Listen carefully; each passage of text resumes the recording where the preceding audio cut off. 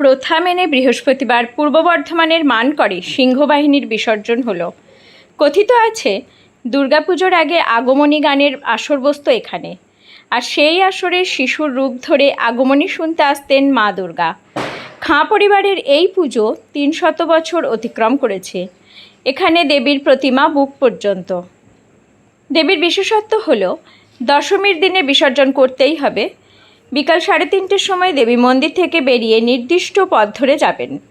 মানকর পুরনো হাটতলা চৌরঙ্গি হয়ে দেবীকে নিয়ে যাওয়া হয়।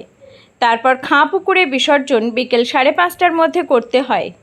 আবহাওয়া প্রতিকূল হলেও এই নিয়মের ব্যতিক্রম করা যায় না বলে জানান পুজো উদ্যোক্তারা।